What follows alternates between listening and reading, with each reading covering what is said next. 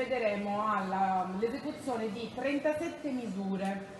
Sono 13 soggetti minorenni e 24 soggetti maggiorenni. Che tutti siete in posizione, potete entrare, entrate pure.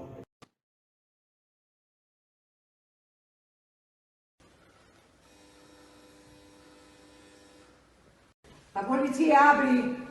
Cattura 1, ok, presi.